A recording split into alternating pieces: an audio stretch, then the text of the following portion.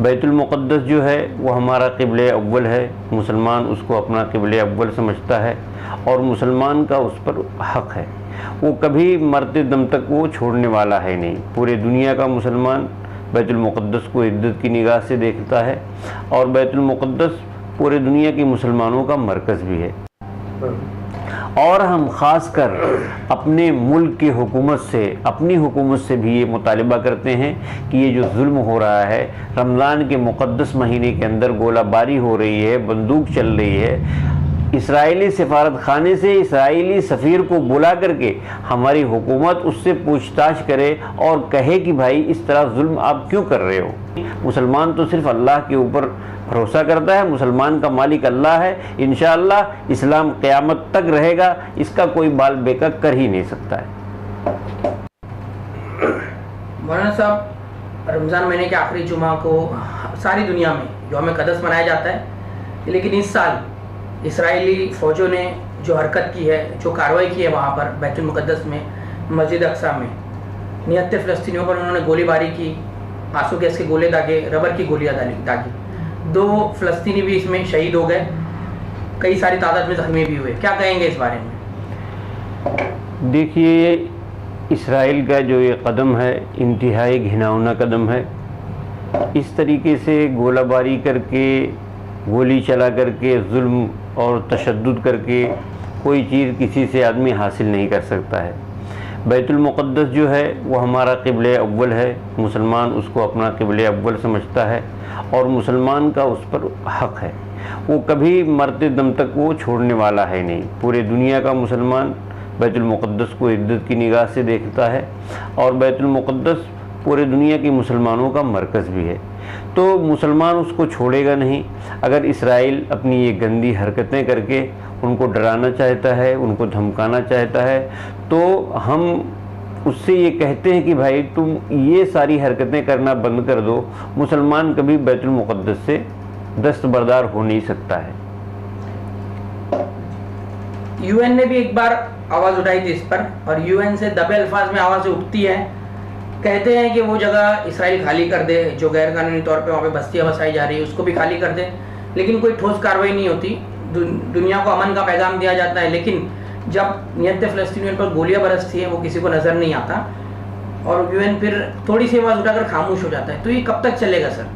کیا آپ کو لگتا ہے کہ واقعی میں یہ لوگ چاہتے ہیں کہ اسرائیل کا ناجائز قبضہ وہاں سے ہٹ جائے، یا صرف ایک لیپا پوتی ہے؟ دیکھیے، دنیا کا ہر امن پسند انسان چاہتا ہے کہ دنیا کے اندر فتنہ اور فساد نہ ہو، لیکن کچھ تخریبی لوگ ہیں جو بات اچھی ہوتی ہے اور وہ اس کو بگاڑ دیتے ہیں۔ تو دنیا کے بہت سارے ممالک چاہتے ہیں کہ اسرائیل اپنا قبضہ وہاں سے ہٹا لے اور فلسطینیوں کو آزاد کرے، بیت المقدس ان کے مکمل طور پہ حوالے کر دے، لیکن تھوڑے لوگ ہیں جو اس طرح چاہتے ہیں اور تھوڑے لوگ اس کے برخلاف ہیں۔ تو ہم اقوام متحدہ سے پرزور مطالبہ کرتے ہیں کہ وہ زبردست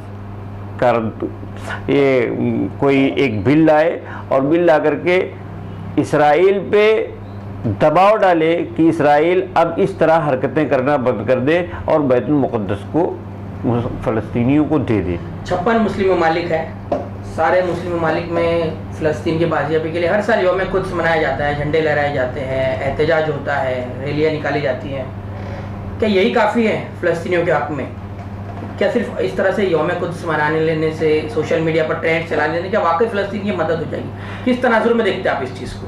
دیکھیے، صرف اہل عرب ہی نہیں، پورے دنیا کا ہر مسلمان کا ہر بچہ، اس کا فرض ہے کہ وہ اپنے بھائی کی مدد کرے، بیت المقدس کی حفاظت کرے، بیت المقدس کے اوپر کوئی آن پڑے تو ہر مسلمان کھڑا رہے، چاہے وہ عرب ہو یا عجم ہو، کوئی بھی ہو، اور اس طریقے سے ہم یوم قدس منا لیں اور تھوڑا احتجاج کر دیں تو اس طریقے سے بات بننے والی ہے نہیں. ہمیں اللہ کی طرف رجوع ہونا چاہیے, اپنی ایمان کو مکمل طور پہ مضبوط کرنا چاہیے. اگر ہم اپنا ایمان مکمل کرتے ہیں اور مضبوط کرتے ہیں اور اللہ سے دعا کرتے ہیں تو اللہ تبارک و تعالیٰ بیت المقدس مسلمانوں کے حوالے کر دے گا, اور دنیا کے لوگوں کے دلوں کے اندر اللہ تبارک و تعالیٰ یہ ڈال دے گا کہ بھائی آپ اس ظلم کے خلاف اٹھو اور اسرائیل کو اس بربریت سے منع کرو. ہم کو کرنا چاہیے, ہم اللہ سے رجوع ہوں اور پورے دنیا کے لوگوں کو یہ میسج ڈالیں کہ بھائی آپ اس ظلم کے خلاف ہمارا ساتھ دیجئے, انشاءاللہ یہ کام ہوگا.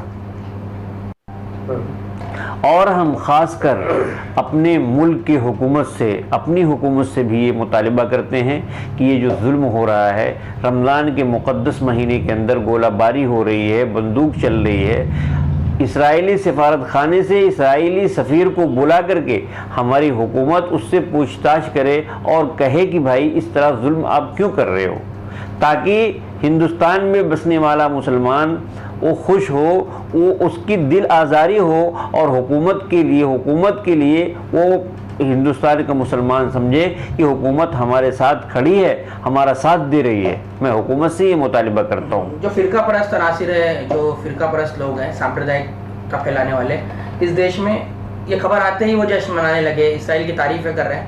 کیونکہ ایک طبقہ ہے بھارت میں بھی ایسا ہے کہ جو اسرائیل کی ان حرکتوں پر بہت خوش ہوتا ہے, انہیں بس اسلام کے خلاف کھڑا ہونا ہے, مسلمانوں پر ہونے والے ہر ظلم پہ خوش ہے. وہ کیا کہیں گے ایسے لوگوں کو؟ دیکھیے, فرقہ پرست لوگ جو ہیں وہ تھوڑے لوگ ہیں. ہمارا ملک الحمدللہ سیکولر ہے, یہاں کی عوام اچھی ہے اور اکثریت بہت اچھے لوگوں کی ہے. تھوڑے لوگ اپنی حکومت بنانے کے لیے, اپنی سیاست چمکانے کے لیے فرقہ پرستی کرتے ہیں, تو آج کرتے ہیں, 2-4 دن کے بعد, 2-4 سال کے بعد ان کا وجود نہیں رہتا ہے. اور میں یہ سمجھتا ہوں کہ فرقہ پرستی یہ ختم ہو جائے گی. یہ لوگ جو کھیل رہے ہیں ان کا کھیل بند ہو جائے گا. ہندوستان کے اندر سیکولرزم رہے گا, ہندوستان کے اندر امن اور سکون رہے گا, اور ان فرقہ پرستی سے اور ان کے خوشیاں مسلمانوں کے خلاف خوشیاں منانے سے, مسلمانوں کے خلاف ہر طریقے کا قدم اٹھانے سے کچھ بھی ہونے والا نہیں ہے. مسلمان اس سے کچھ ڈرتا بھی نہیں ہے اور مسلمان کا کچھ بگڑے گا نہیں. مسلمان تو صرف اللہ کے اوپر بھروسہ کرتا ہے, مسلمان کا مالک اللہ ہے. انشاءاللہ اسلام قیامت تک رہے گا, اس کا کوئی بال بیکا کر ہی نہیں سکتا ہے.